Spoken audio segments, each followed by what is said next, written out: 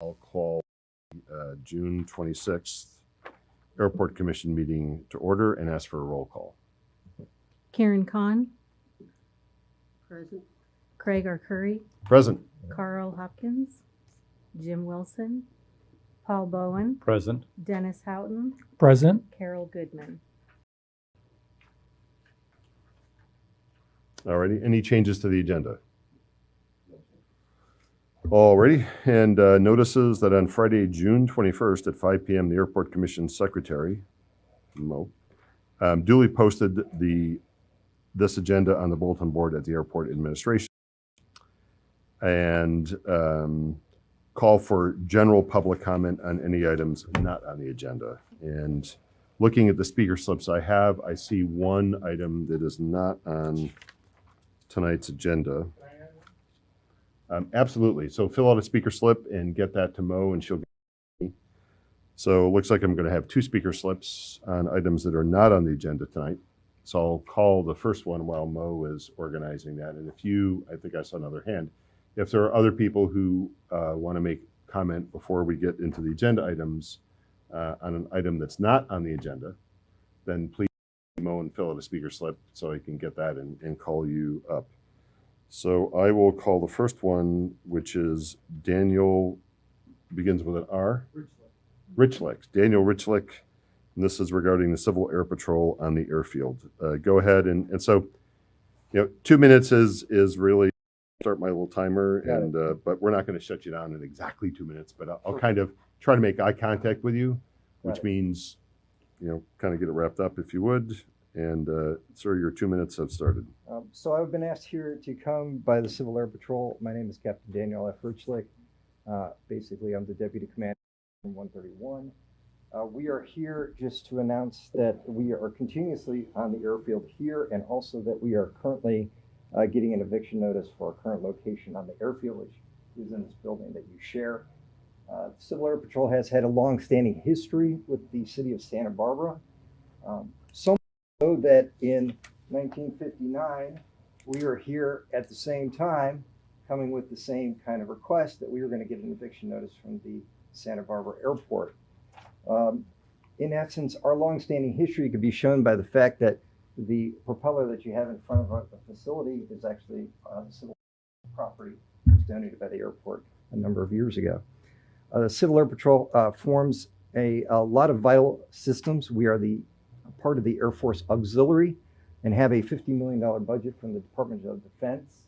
What our main objectives here on the airfield are search and rescue and in emergencies providing assistance for various things. Those examples can be put into some context.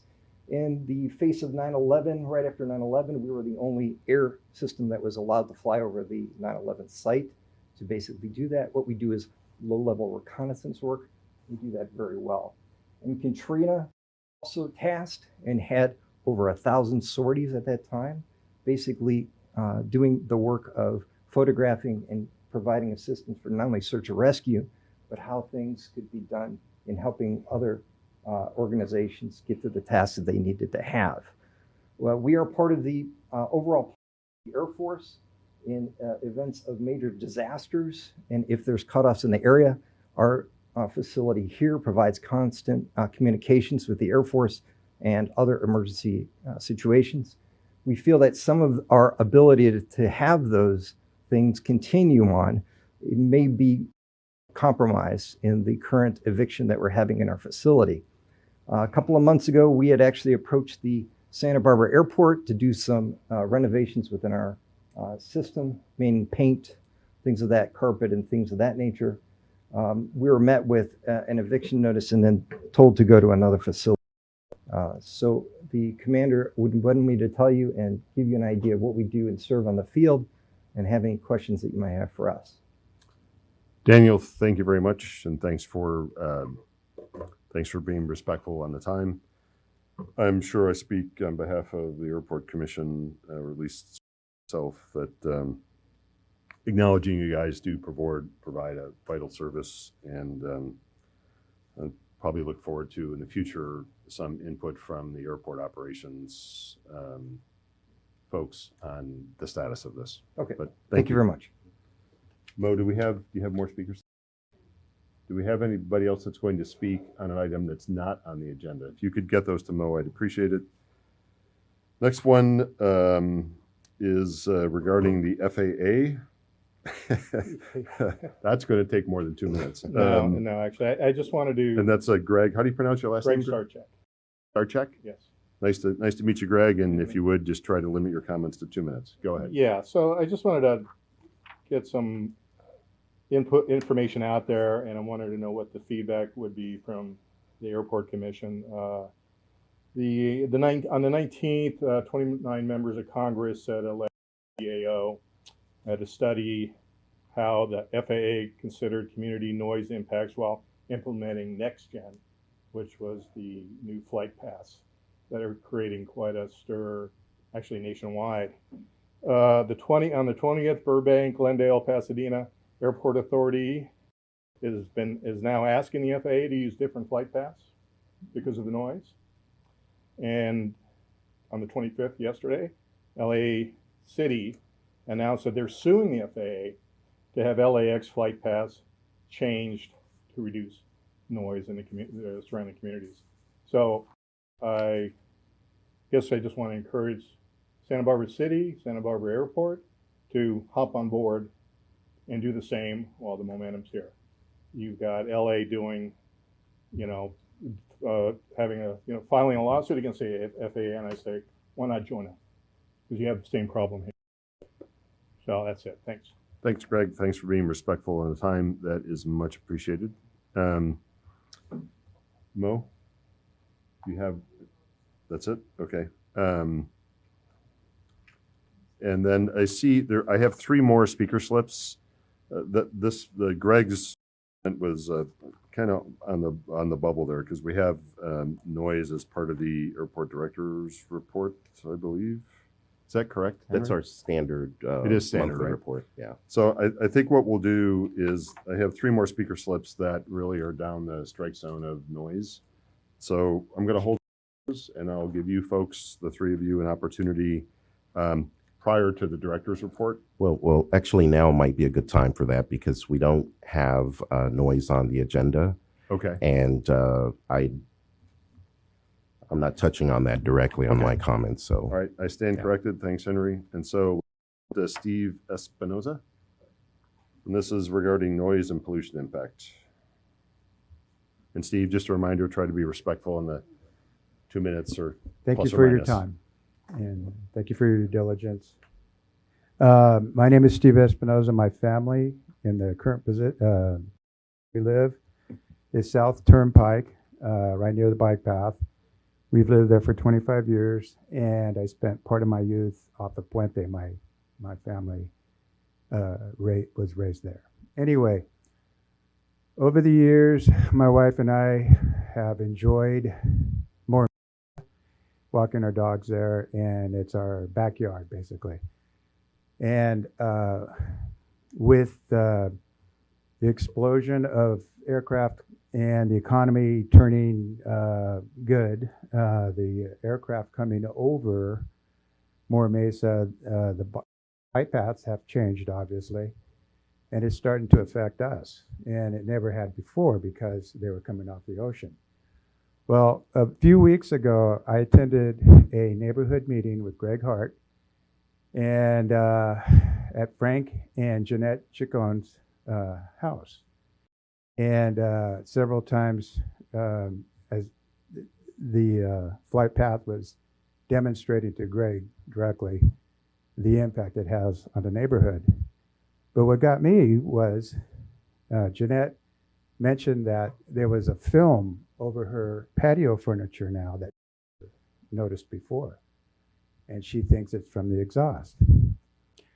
Well, I have 30 years in with the fire department, city fire department. I worked at this station here for several years. Anyway, 20 of those years I was in the hazmat team. And we studied plume and gas releases and what the environment, what the weather influences, how they influence those gas releases, which is essentially exhaust from the aircraft.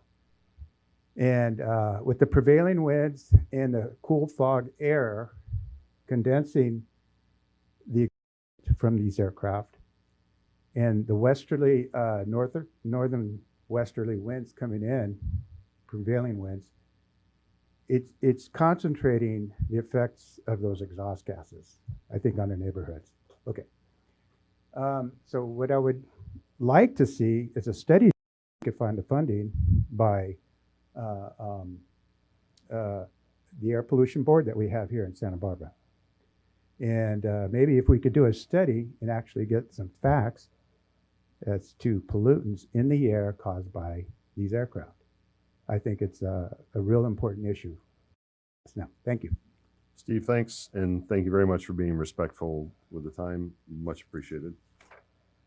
Next, we have Celeste. Hi, Celeste. Come on up, and again, just ask to be respectful. I'll kind of give you a very subtle, you know, and then kind of So- wrap it up. My name's Celeste, and I'm kind of going along the lines of what Steve was just saying. My family owned a house since '64, 6th block, 6th house in on Walnut Lane, all the way at the end. We are dead in the flight path coming down. I mean, you could read the serial numbers on the planes when they are loading down. When I was a kid, it was perfectly fine because you're waving, you know, it's fun. But now it's, you know, I mean, I don't know how many planes coming. I did want to say, I think it was about 2 weeks ago, I was back and we've had this house as a rental, so I haven't lived there in a few years, but it's been empty. So I was weeding, and I did notice planes coming over More Mesa on the weekend.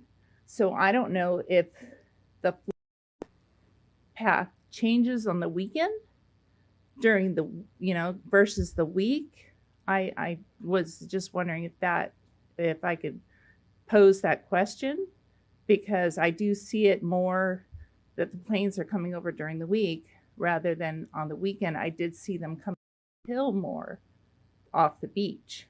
Does it change on the weekend because there's more traffic on the weekend? I don't know. Given that we have several speaker slips on this, I might Yeah. okay. have our the committee chairman for noise at least just make a small comment. on that. Well, So we have, like I said, it's a rental for us, and just having it as a rental, it's an income. And then if I do ever want to go move back into it, you know, or sell it, you know, does that affect my selling price with all the air? And I just wanted to pose that question. okay. Okay. Thank you, Celeste, Thank and you. thanks for being respectful on the time. Exactly 2 minutes, as a matter of fact. We have one more. So last but not least, Dr. William Espinoza. And this is not necessarily related to noise, but exhaust, I think, over the same areas. Go ahead, sir. Yes, thank you. I would like to enter into a record the study done in 2014 for that's LAX Airport by the Environmental Science published in the Environmental Science Technology. It was conducted by Keck School of Medicine, the Department of Civil Environmental Engineering, University of Washington, and Department of Environmental and Occupational Health Sciences, University of Washington. It's regarding the particle number concentrations that are generated by aircraft exhaust. And it cites that exhaust is composed of certain elements, including oxides of nitrogen, sulfur dioxide, carbon monoxide, and black carbon. Substantiating or following up a request that a study be done in Santa Barbara Airport to understand the impact of aircraft that are not taking the path that has been published as the volunteer path for landing aircraft and takeoff aircraft that would minimize the amount of exhaust that's being dumped directly onto residents, given the health impact of cited in the study. So, Okay, thank you, Dr. Espinoza. And last call for any speaker slips on an item not on the agenda. Okay. Maybe just a brief comment on, do we have a noise committee? And We do have a noise committee. Yes, we do have a noise committee. I am the chair. The aircraft that fly on the weekends, unless the wind is different or air traffic control gives them different instructions, are supposed to follow the noise abatement procedures, which takes them over Moore Mesa offshore to Moore Mesa, which unfortunately is kind of a misnomer because people who aren't from our area think a mesa is something that's raised up high, and that's where they tend to mess up, because if you tell them to avoid Hope Ranch, they think a ranch is a big open field. And we actually want them over at the big open field, which we know is Moore Mesa. So we are hoping that we can get a very specific GPS waypoint over Moore Mesa to let aircraft know that until they are close enough to go straight to that waypoint, they must stay offshore. And that would allow them to fly directly over the big open field, which is our noise abatement procedure. So for now, aircraft fly the published routes and the routes they are told to fly. And if they are doing something different on weekends, I don't think they know that to be the case. It could pertain to the weather as well. And just as a note, Karen is eminently qualified as a former airline pilot, and there are several pilots on the airport commission. Karen's doing an excellent job on that subcommittee with some very significant heavyweight credentials. It's what a small pilots call a big iron pilot. Thanks. Okay, so on to the liaison reports. Do we have either of the liaisons from Santa Barbara or Goleta? I don't see them. No. So unless they're hiding, so we'll pass on that. Do I have any public comment on the consent calendar that we didn't do a speaker slip on? Okay, so on the consent calendar, we have two items. Subject is the of the reading and approve the minutes of the Airport Commission meeting on Wednesday, May 15th. And also the property management report, May 2019. Recommendation the airport receive the monthly airport property management report. Do I have a motion to approve the consent calendar? I move that we approve the consent calendar. Second. All in favor? Aye. Aye. Opposed? All right, so that carries unanimously. Now on to the administrative reports. And thanks to Tava, the assistant city administrator, who has helped clarify kind of just procedures. The public can certainly comment on any of these items on the administrative reports, but we do need speaker slip. So going once, twice, gone. So I think we have some administrative reports up. The first one being the lease agreement with Mission and Test Services. The lovely Deanna. Chair Curry, as a point of order, I've been informed that Ms. Zackerson is going to give a overview presentation on items 5 through 6. Is that correct, Ms. Zackerson? So it's an overview presentation. Each item has to be taken separately for a vote and discussion and open of public and closing of public comment. So she'll give the overview presentation and then take them in order, if you would, please. Okay. So she's going to do an overview of 5 and 6 together because there's 4 items. Essentially, there's one presentation, but 4. So, however, Okay, so you said 2, but we meant 4. Okay, got it. I just want to be clear. Okay. alrighty. Good evening, commissioners. We have a few items this evening having to do with airport properties. And I'd like to just give you like I said before, even though it looks like there's there are 4 separate items, but there is one presentation. And just give you a quick overview and then discuss each one of them in summary. So the lease actions for this evening, there's actually 2 new leases for existing tenants that have actually both been here for quite some time. We have 1 new lease, and then we have 1 extension that is actually an extension to a short-term license agreement as opposed to an actual lease agreement. So just to clarify that. So the first of these items is a company called Mission Support and Testing Services. This tenant has actually been here on airport property for 54 years. Pretty amazing.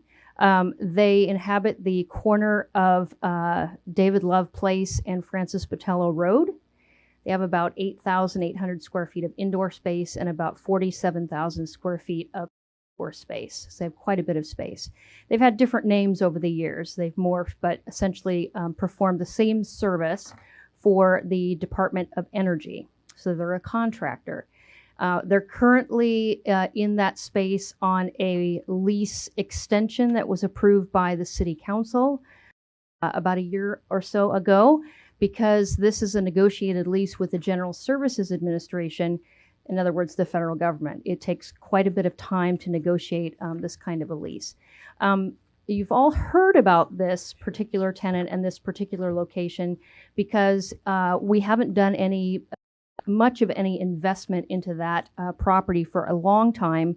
So as part of the capital budget that you've seen earlier and which the City Council has just approved, that capital budget included funds to make some improvements to this facility, which were a condition of being able to negotiate a new lease. The lease is a 7.5-year term. Might sound like an odd number, and it is. That's because the GSA did an appraisal of the property, and so by their rules, the lease term cannot be longer. They cannot actually pay for the building over the course of the lease term. They longer lease term than if they would have paid for the building, if that makes sense. So 7.5 years it is. We will have a nice rent increase of 3.9%. You can see the monthly rent is a pretty significant one for us. And we have made a commitment to make building improvements, and those include a new roof, seismic improvements, ADA improvements. In other words, there's not a heck of a lot that has happened to this building over the last 40 plus years, 50 plus years. So, David, would you like to have comment at this point, or would you like me to continue going through the items here? Because we can continue with the presentation. We'll just take comment as they go through each item. Absolutely. Okay, fantastic. So this is a 7.5-year term, which means the City Council will also have to approve this. So it will be a little bit before we can make it through that process. Okay, the second one is Senseeker Engineering. This is a company that I have to look at notes to describe what it is they do. They design digital imaging sensors and digital readout integrated circuits for hybrid image sensing arrays. That equates to it's a technology business. Now, this building is at 100 Frederick Lopez. There's an extra 0 on there as a typo. We discovered we let it be there, but it's 10,880 square feet. We actually came to the commission earlier this year with a lease for a different tenant in this location. And that's described a little bit in your memo, but essentially we were not able to bring that lease to closure. And so we had to go back out and find a different tenant for this space, which we did. And this actually turns out to be a better option for us because it's a much longer lease term. In fact, it's 5 years with 1 5-year option. So upon your approval, we do have to go to City Council for approval. $1.45 square foot rent, which was the same as the previously considered tenant. And that tenant is actually moving in on Monday under a temporary license, short-term license, and they'll start doing some tenant improvements. I shouldn't say they're moving. They're going to start making some tenant improvements until this can go all the way through City Council approval. It's a great company. They're over by Cottage Hospital. They're currently in 2 separate locations, and this allows them to bring all of their employees into one location. Alrighty, so the next one, Hayward Lumber. This is another long-term tenant. been on airport property off of Frederick Lopez Road since 2000. That's almost 20 years. They store lumber, as the name would suggest, and equipment on 54,000 square feet of improved land. So there's not much more to it than they store on open land. This is a year lease, so essentially a renewal. They're currently only paying 17 cents a square foot for that land, and as we've discussed a number of times recently, that is very much under market. We're sensitive to steep price hikes, and so we've negotiated with this tenant to gradually step up their rent over the course of the next 5 years so that it gets up to a market rent. So the first step will be at 21 cents starting, and by the time we get to the middle of the next year, up to 25 cents a square foot. So the initial rent is, as you can see, $11,366. And the final one is, as I said, it is an extension of a license agreement that was approved by the commission last year.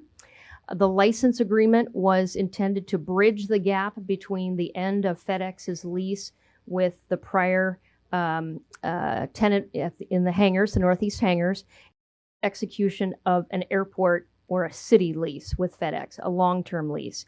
So the long-term lease was actually approved by commission back in March. And so, but unfortunately, with the time going back and forth with reviews of the final lease language, this license agreement has had a chance to expire. So it's more or less an administrative matter that we need to have them under some form of contractual agreement during the last stages of getting this prepared through legal and on the city council agenda. So we want to make sure that we keep everything straight and clean until that's all done. So at this point, if you have any questions, happy to answer. A couple of questions. First of all, we don't have any of the maps that we normally have in our packet that shows where the subject properties are. Oh, okay. Particularly the new ones. They are missing, so I guess okay, my that's well question noted. is, will That's they noted. come back, please? And then did the lease review subcommittee to consider any of these leases? Since I'm not on the committee, I don't know. Well, these types of leases, I mean, the short answer is no, but these types of leases wouldn't have typically been subject for a subcommittee meeting. They're considered to be routine. In fact, two of them are essentially renewals of existing leases. Right. I guess the new one is, I would have a question on why that was not brought before the lease review subcommittee meeting, since we had asked 2 meetings ago that the lease review subcommittees be brought back in order that we not spend, I think we spent 45 minutes at our, was it May meeting, going over each lease, because thing that is very much the heart of what we do on this commission. This specific to the Sunseekers lease, that one is completely within the parameters of the lease rates that are approved by the commission. Typically, you're right; these would have been on a consent agenda until recently, and they would have been considered as part of the consent agenda. But they, as being as routine as they are, they wouldn't have typically been part of a subcommittee meeting either. I'd like to differ with you on that. In all the years I've been coming and following things here, something like the Sunseeker one, that's a 10-year tenant. It's a new tenant in the past, and we don't have to stick with what's in the past. Change can happen, but that clearly would have been in the lease review subcommittee realm. Almost everything that I saw when I went to lease review subcommittee meetings as a silent observer seemed to pass through. So we will, I know I have lots of questions when we get to each individual item to probably grill you a little bit on. And I see it as us doing our due diligence. This is the public forum to keep transparency in government. And so we need to have the process occur. We want to make sure. I'm very proud that you're finding us good tenants. By saying this, I'm not trying to say any negatives about any of these tenants, but we do need to make sure everything is brought up and done in the public forum so that nobody can look at it, was that a sweetheart deal, or is the airport commission doing a good job? I think you're doing a great job finding us tenants. Thank you. But we do have some questions, and lease review subcommittee means these meetings won't be as long. It also tends to allow those of us that are more experienced in that field to focus in on it. Leases are one of my strong points, being a local entrepreneur. So the lease review subcommittee does have, in my opinion, a useful purpose. But without trying to sound too negative or too our ways of how we used to do it, I do think that in the past we had a very active lease review subcommittee, and it seems to be essentially no more. And as a member of that committee, I kind of miss it. So the question may rise, what cases should cause a lease review subcommittee, if not a 10-year agreement for a significant amount of money with a brand new tenant? Commissioner Bowen. Hmm? Commissioner Bowen, through Chair Curry, thank you. I just wanted to let you know this is a procedural, not on the agenda, that it sounds like it's very important to the board. This would be something that would need to get onto the agenda so we could have a substantive discussion regarding what types of leases need to go through a subcommittee.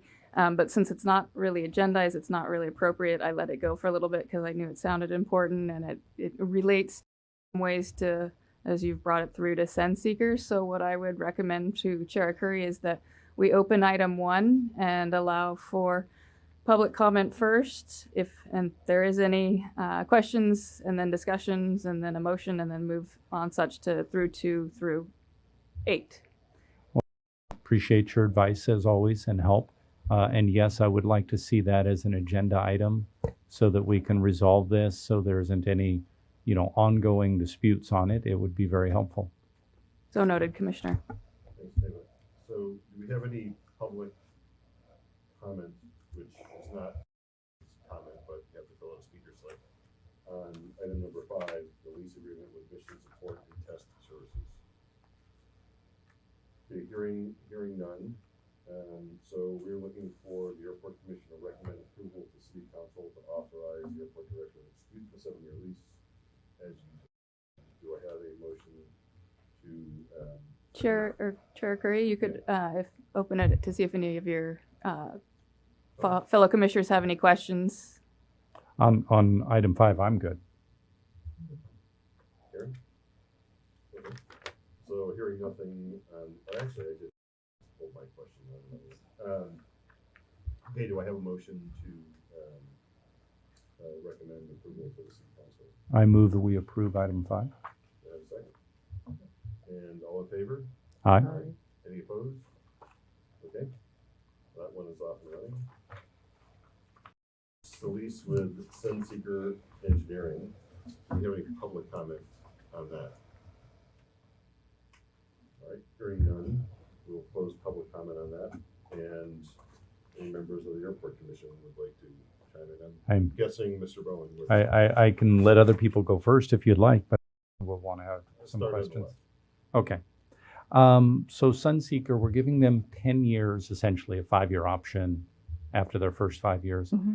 How did we come to 10 years? Was that the customer requesting that, or was that the airport pushing it? Or? That is the customer requesting it, yes. They're currently in a long-term lease for their current and so they wanted to have the security of a long-term location. And they're also going to be making some tenant improvements that we are obviously not providing any sort of a tenant allowance for, so they'll want to have some time to amortize those investments. That makes sense. And so we have no tenant improvements for them on our budget? It's all none. Nice. Yeah. How about for Sunseeker being a relatively new company, how long have they been around? I'm not entirely sure how long they have been in business. They're well established, though, and I know that my colleague Tracy Fouch has gotten to know them quite well. They did start out as a small business, small business administration support, but have since grown and have a considerable number of employees at this point. I'm sorry, how many? I don't know exactly how many employees they have, but they have enough to fill a 10,000 square foot building. Let's put it that way. And are they going to be putting in a lot of equipment? Are we getting just engineers? Or are we getting fab? Or are we getting a little bit of both? You're getting, their finance functions, their administrative functions, their executive functions, all of those functions. There are some portions of that building that are more large open spaces because it was essentially a light manufacturing R&D tenant before. So it's uniquely well suited to combine office space, which is essentially the entire front portion of the space, with the back portion that has some very large open concrete floor type rooms. Thank you. Are we looking at any hazardous materials with their fabrication? No. So they're not carving lead and. No. Okay. Just from experience. How about personal guarantees on the board of directors? Well, there is a personal guarantee on the lease. There will be, as we always would have a personal guarantee of this nature. So there is of that for the lease. Okay, good. Yeah. Let me check my cheat sheet and make sure I've asked all my questions. Okay.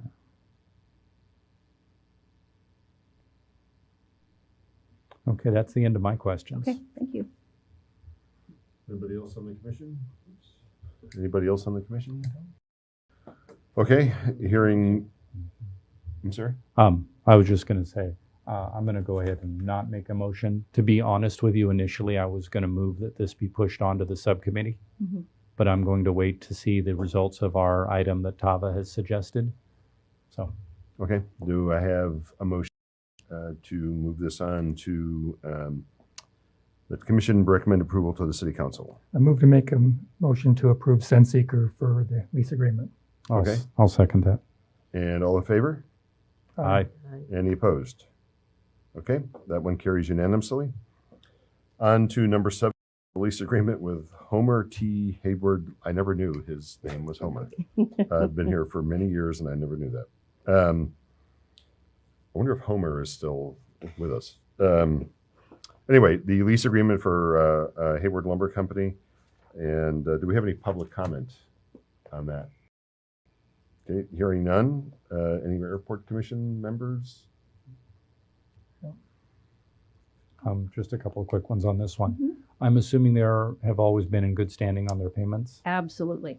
Okay. And once again, congratulations on getting that moved up to market rate, because that old rate was quite a steal for them. Was. Yeah. That's all my questions. All right, awesome. So hearing no more questions there, do I have a motion to approve and authorize the airport director to execute a 5-year lease? I'll move for that. Second? I don't mean to keep looking at you. Yes. It makes my head Limited number of commissioners here today. makes my head feel better when I do that. All in favor? Aye. Aye. Any opposed? Okay, so that carries unanimously. And last but not least, when you absolutely positively have to have it tomorrow, the license, you have it as a lease agreement, but actually we mean license. Right, Agreement, yeah. yes. So the license agreement for Federal Express, is there any public comment on that item? Going once, twice, gone. Hearing none. Any airport commission members? I notice he looks right at me. Yeah. I like that. I'm good with that. With FedEx, are they putting any special, are we jumping through any fiery hoops to keep them here, or? I would say no, because we'll do some replacement of carpet and some minor things. But other than that, FedEx has been a long-term tenant. They've been there since about 2006. They have put a considerable amount of investment into that facility. They will pay us a common area maintenance charge, which they didn't pay before to the previous landlord. So all in all, I think it's going to be a fair and equitable deal for parties. Are they happy with the parking lot situation on the street side of their facility? Yes, there's certainly adequate parking. At some point, we will need to resurface that parking lot. We also have done quite a bit of tree trimming over there to reduce the number of pine cones down off the trees and things like that. I think we all know there was a fair amount of deferred maintenance over at that facility, so we've been catching up on that. Very good. I'm glad to hear that. How about the aircraft side parking over there? I've heard a few tales of woe. Now it's actually in quite great shape since we went through our surfacing project here. Now it's last year, I believe. But the space is working out quite well for them at this point. Okay. Can you discuss the allocation of that aircraft parking space? My understanding is that it's been rearranged recently. For FedEx, it is the same. FedEx has it's not an exclusive space per se, but it is a preferential space. And of anybody over there, I mean, you can see it every day. It's in the same spot every day.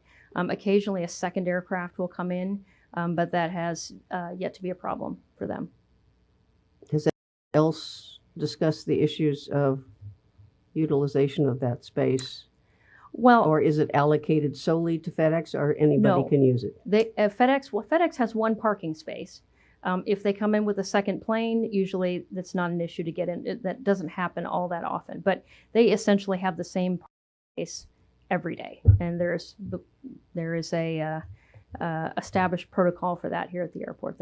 That's where they park their plane. Okay. I think it would be helpful to us if in your presentations you also included the maps as well as in our packet and the diagrams showing the areas we're talking about. Absolutely. Question. Dan, I'm just curious about their operations here. I see they've made a substantial investment in Santa Maria, and how does their operations here compare to Santa Maria? Well, without knowing an incredible amount of Santa Maria, we do know, of course, that they purchased property up there and that they are building a distribution center. But in our conversations with FedEx, they've indicated that it has no bearing on the facility that they have down here in Santa Barbara. This is quite an important facility for them. There was never any question that they would be going anywhere. Okay. Getting back to the parking there, the reason I bring that up is it's great to see that it's getting utilized more, but hopefully the airport, if needed, can be that overseeing group that just says, if you could just back up a little bit more and let the other guy through kind of thing. That's why I was bringing that up. But getting back to FedEx's facilities, do we still have a waterfall in their area when it rains? That has been repaired since the last time. Yeah, we did have a reoccurring issue with that, but that's been addressed, actually. Good. That's all I've got. Well, I feel left out, so I have a question. I meant to ask it earlier. I noticed number 7, improved land. What exactly is improved land? In Like this case, it would be grass some is cut? concrete on the. Oh, got it. Okay, so it's not just bare dirt. Right. Pretty minor question. Okay, cool. Thanks. All right. Anybody else in the airport commission? So hearing nothing else, got to authorize the airport director to execute an amendment to the existing license agreement. I move to approve the FedEx license agreement. I'll second. All in favor? Aye. And any opposed? Okay, so that carries unanimously. And now on to the director's report. So just as a question to Teva, so I'm going to call for any public comment on the entire director's report rather than item by item. That's correct. This is specifically just item 9. It Yeah. just happens to have subparts.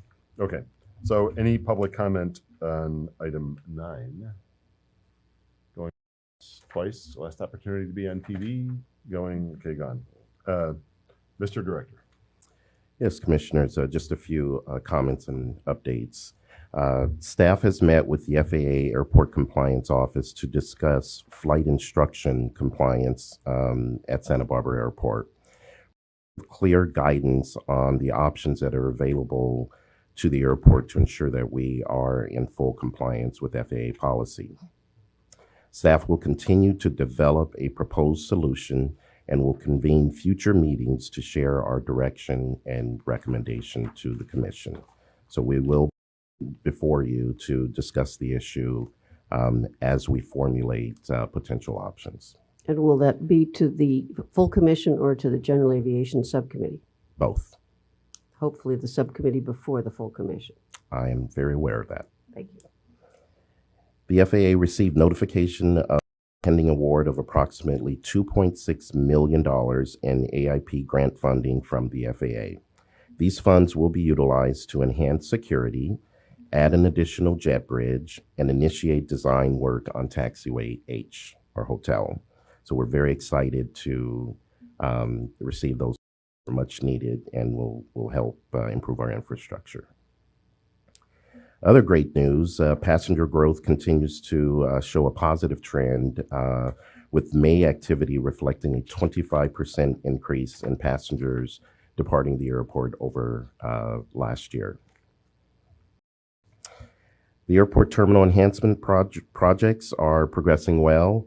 The addition of Jet Bridge 3 is actually ahead of schedule and should occur before the end of the year. So that's great news. We originally were not expecting it until possibly the summer next year, but it's well ahead of schedule.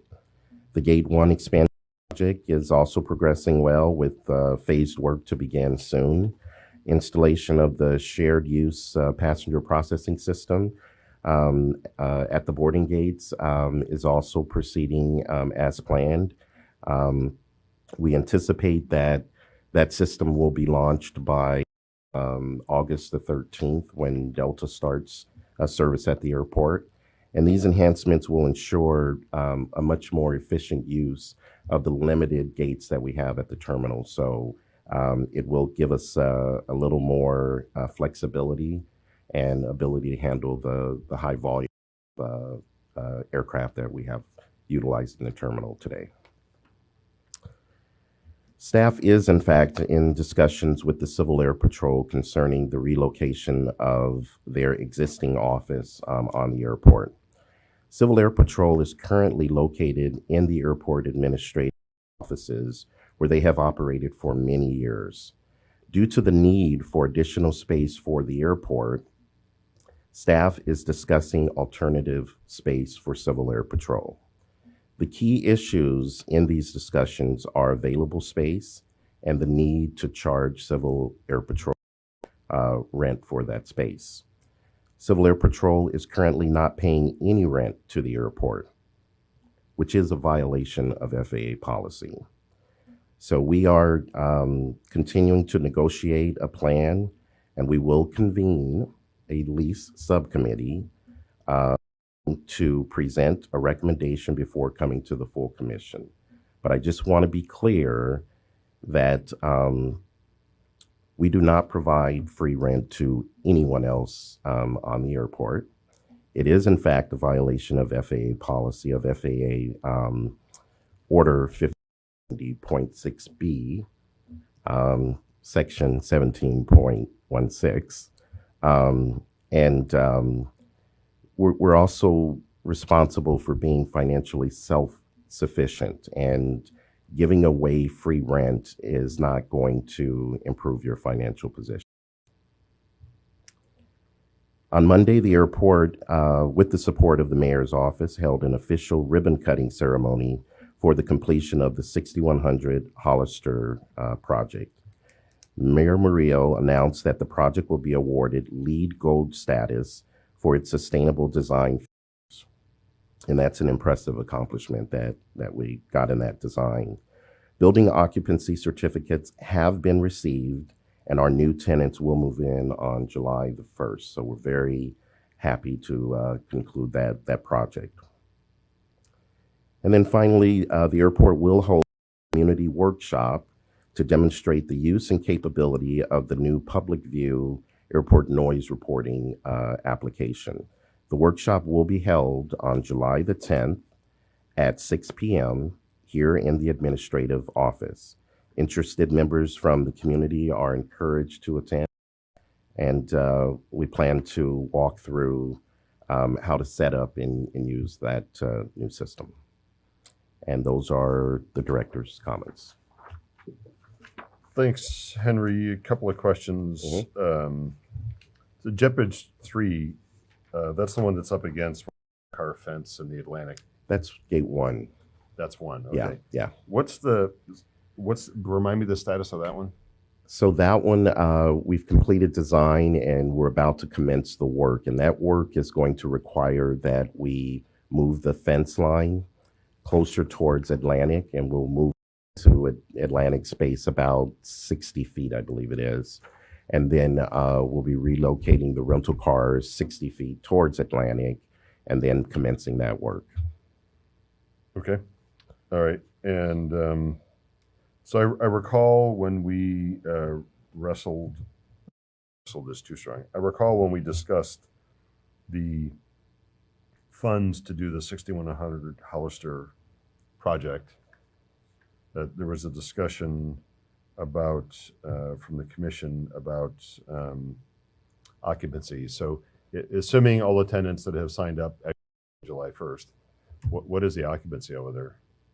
I'll let Deanna speak to it, but we're pretty much full with the exception of the 2 retail spaces, which we're still working on. You can elaborate on that. Yeah, that's correct. There are 5 buildings across the street with 2 units in each building.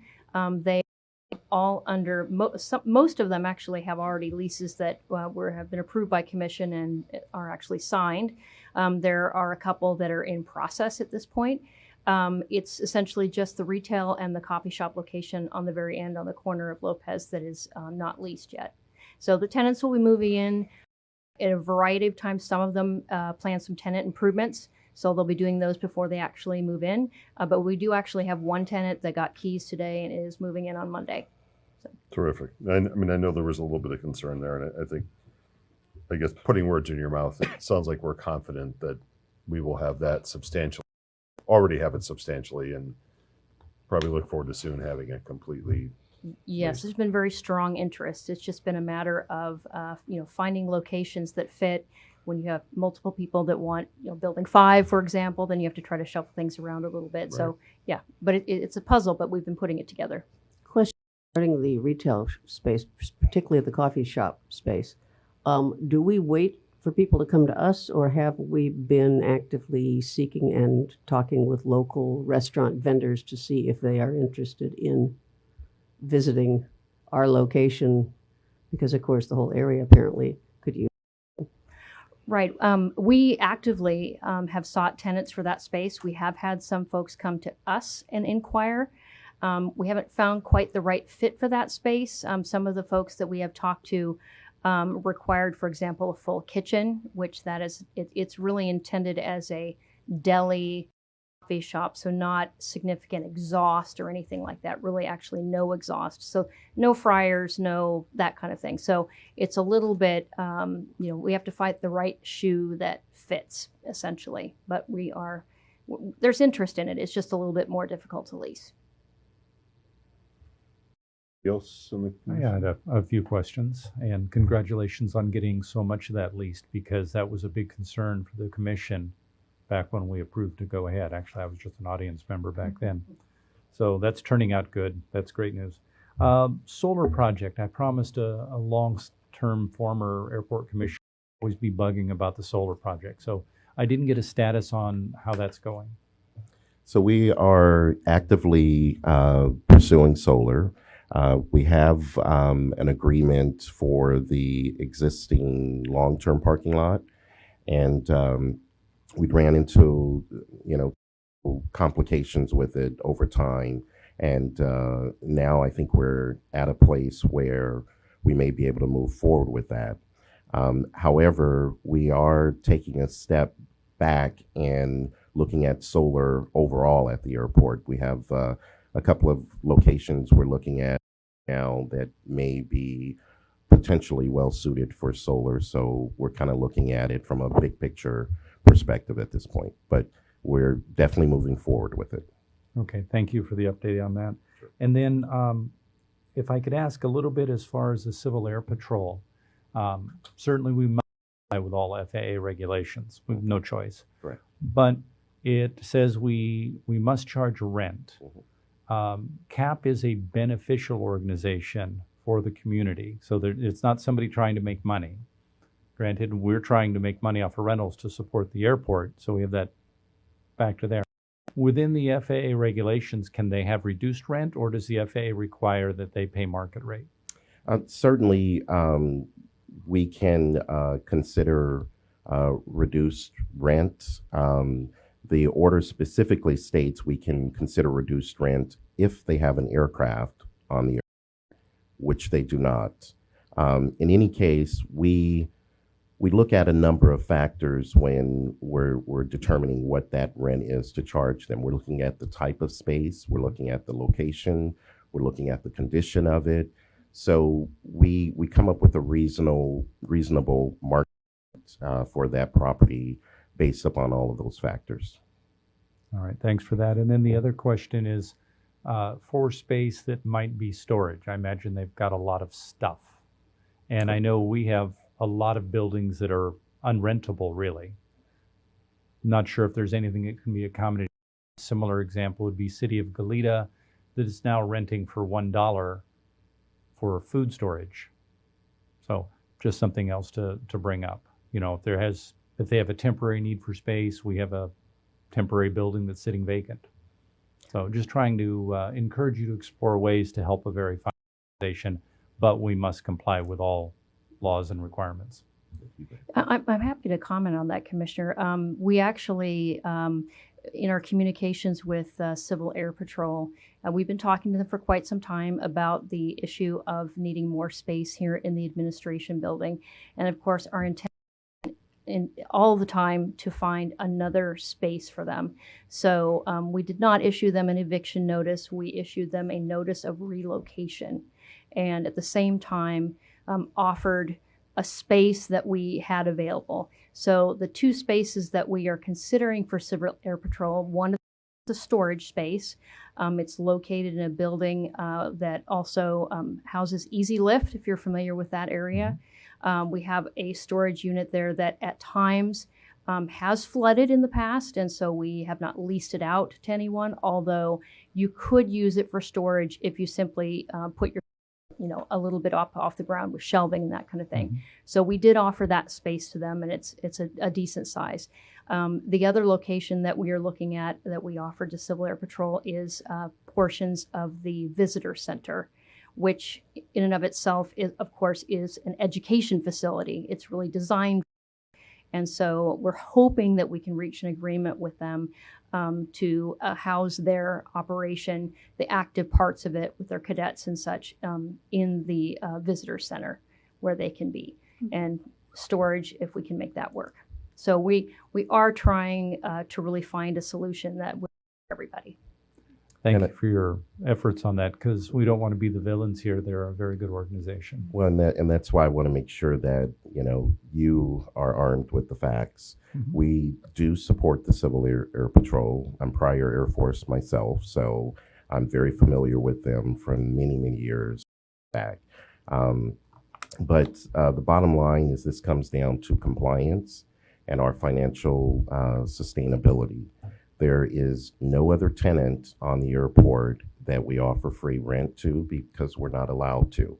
We cannot even provide city organizations with rent for free. And so there is no justification for providing this to Civil Air Patrol. And again, it is addressed in the FAA compliance manual, and it speaks specifically to the Civil Air Patrol.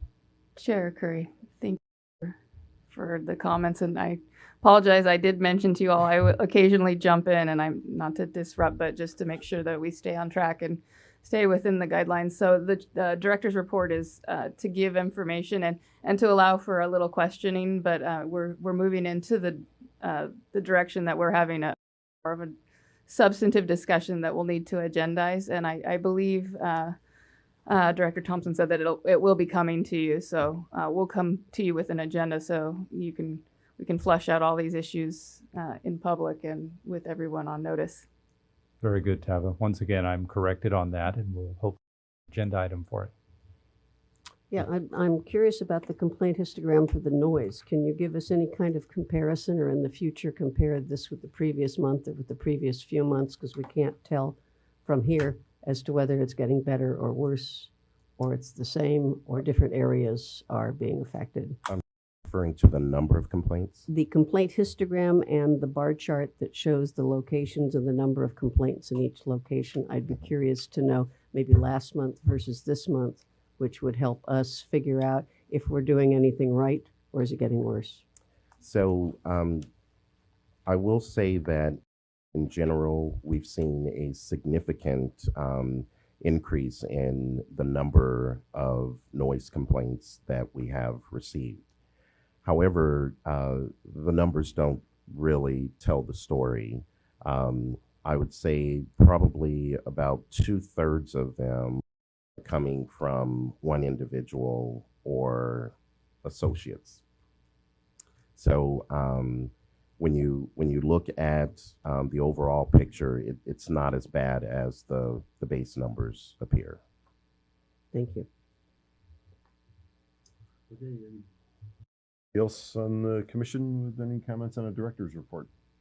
Okay, well then, with that, we'll adjourn this edition of the Santa Barbara Airport Commission.